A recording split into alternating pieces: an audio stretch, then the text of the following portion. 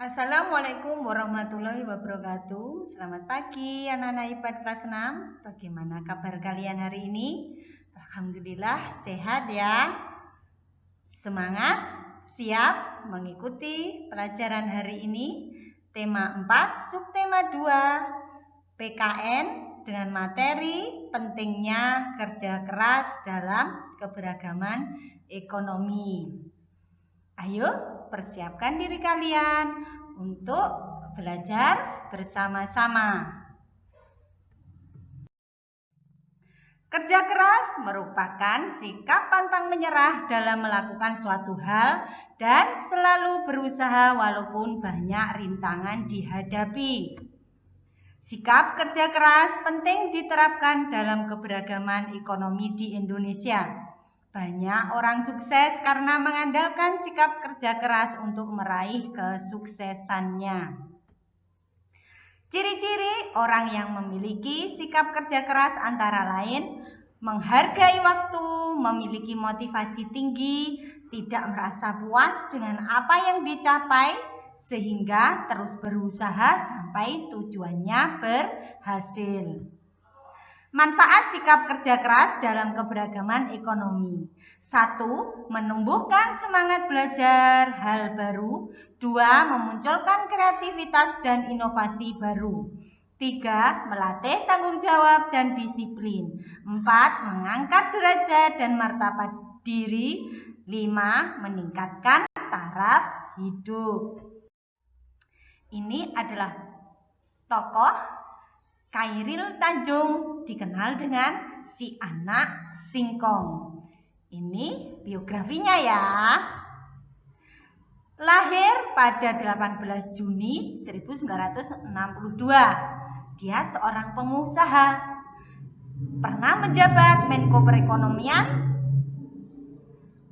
sejak 19 Mei 2014 hingga 20 Oktober 2014 menggantikan Hatta Rajasa.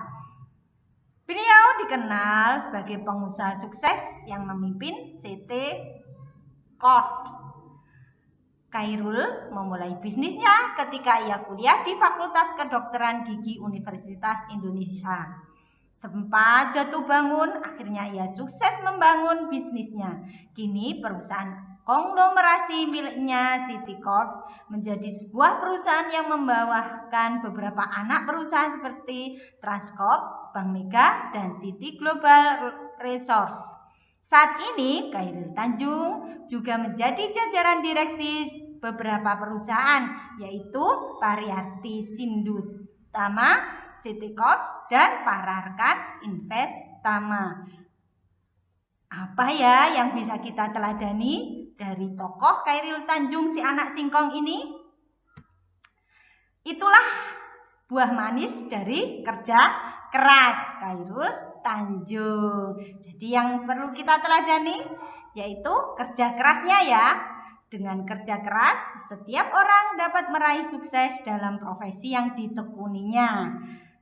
Kamu sebagai pelajar bekerja keraslah dengan rajin belajar agar menjadi anak yang sukses.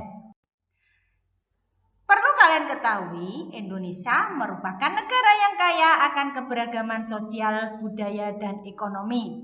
Hal ini sejalan dengan semboyan bangsa Indonesia, yaitu Bhinneka Tunggal Ika, yang berarti berbeda-beda tetapi tetap satu jua.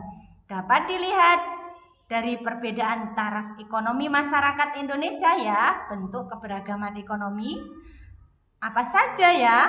Adanya golongan ekonomi tinggi, si kaya biasanya disebut, dan ekonomi lemah, si miskin yang biasa disebut. Akan tetapi, perbedaan tersebut bisa menyatu dengan baik karena sikap menghargai satu sama lain. Keberagaman ekonomi Indonesia adalah bagian dari kehidupan sehari-hari. Profesi atau mata pencaharian yang dimiliki seseorang merupakan cara mereka memenuhi kebutuhan hidup. Hal ini tentu membuat setiap orang harus saling menghargai dengan tetap berinteraksi dan berkumpul. sesuai dengan bunyi Undang-Undang Dasar 1945 dalam pasal 28D ayat 3 yang menyatakan bahwa setiap orang berhak untuk bekerja serta mendapat imbalan dan perlakuan yang adil dan layak dalam hubungan kerja. Jadi, setiap orang berhak memenuhi kebutuhannya dengan bekerja atau memilih profesi tertentu. Dampak positif keberagaman ekonomi. Keberagaman ekonomi ternyata membawa dampak positif dan dampak negatif ya. Nah, dampak positif keberagaman ekonomi antara lain: 1. Memberikan manfaat bagi perkembangan dan kemajuan negara. 2. Inovatif dalam pengelolaan sumber daya alam yang ada di Indonesia. 3. Membantu meningkatkan pendapatan negara. 4. Negara terbantu dalam penggalian dan pemanfaatan atau pengambilan sumber daya alam.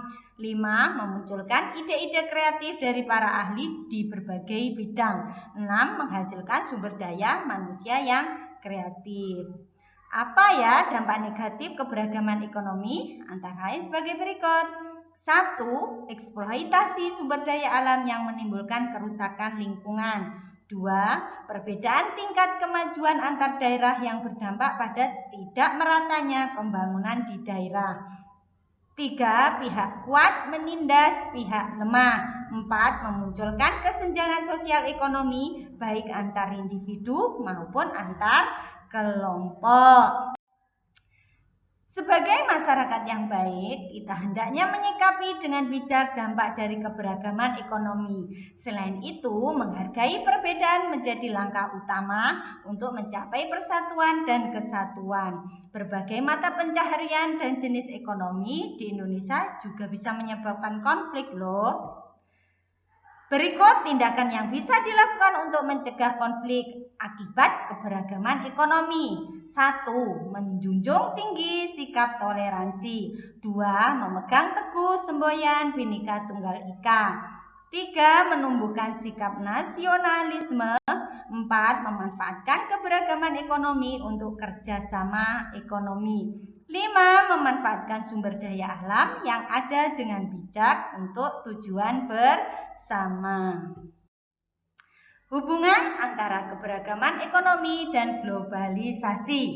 Keberagaman ekonomi di Indonesia disebabkan oleh faktor kekayaan SDA sumber daya alam, SDM sumber daya manusia, kondisi geografis, dan perkembangan teknologi. 4 faktor menyebabkan ekonomi Indonesia berkembang dan semakin bervariasi jenis ekonominya di berbagai bidang. Misalnya pada bidang ilmu pengetahuan, industri, pertanian, maupun komunikasi. Dengan perkembangan teknologi memicu hubungan dengan negara lain karena saling membutuhkan untuk kebutuhan suatu negara. Hadirnya kemajuan ini mampu membuka pasar yang mencakup seluruh dunia. Inilah yang memunculkan globalisasi di Indonesia. Apa itu globalisasi? Globalisasi merupakan proses mendunia sehingga masyarakat dapat saling menjangkau dan saling terhubung satu sama lain. Contoh globalisasi adalah munculnya media sosial. Banyak aplikasi yang seolah menghilangkan batasan antar negara. Adanya keberagaman ekonomi di Indonesia dapat menghasilkan produk yang beragam pula. Dengan kualitas sumber daya manusia yang makin kreatif dan inovatif, terciptalah berbagai produk ekonomi dari berbagai tenaga ahli di berbagai bidang. Produk di Indonesia tidak hanya terkenal di tingkat nasional, namun telah sampai tingkat internasional karena pengaruh adanya globalisasi. Keberagaman produk menjadi jalan untuk menaikkan pendapatan negara melalui kegiatan ekspor dan impor. Dengan adanya globalisasi menyebabkan produk impor beredar di pasar dalam negeri.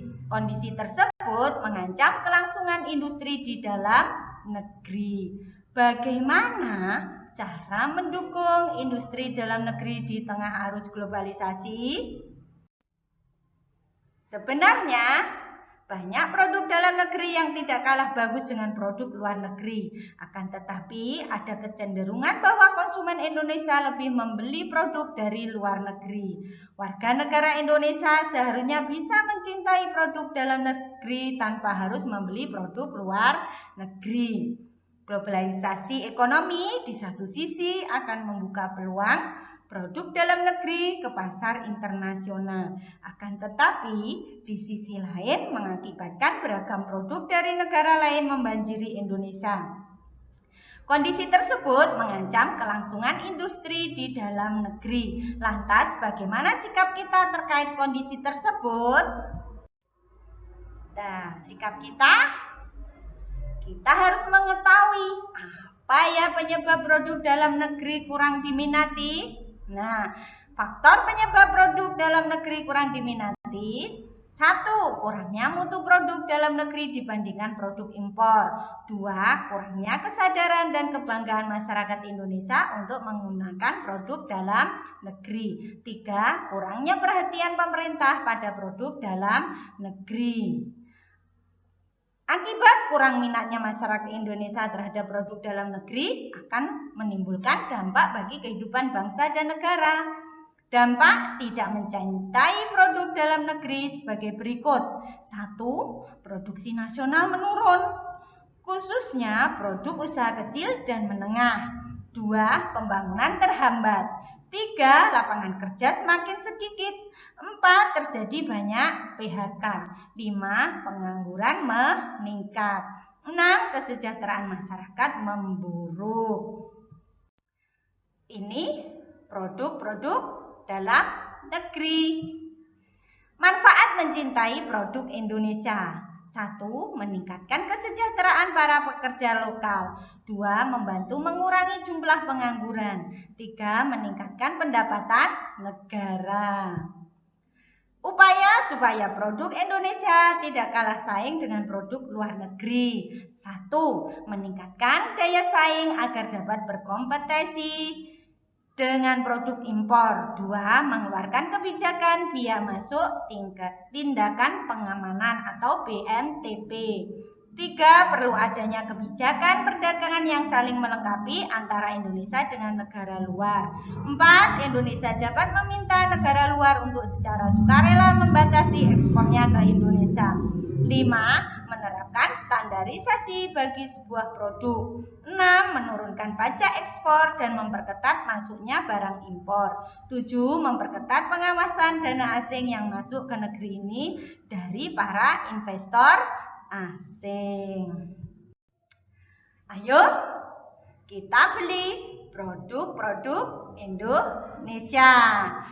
Dengan membeli produk Indonesia, sudah membela Indonesia, menghidupkan persaudaraan, mengatasi keberagaman ekonomi, dan tidak kalah saing dengan produk-produk yang ada di luar negeri. Ayo cintai produk Indonesia sebagai bentuk tanggung jawab kita sebagai warga negara Indonesia. Cintai produk-produk dalam negeri. Terima kasih, tetap semangat, semoga bermanfaat. Wassalamualaikum warahmatullahi wabarakatuh.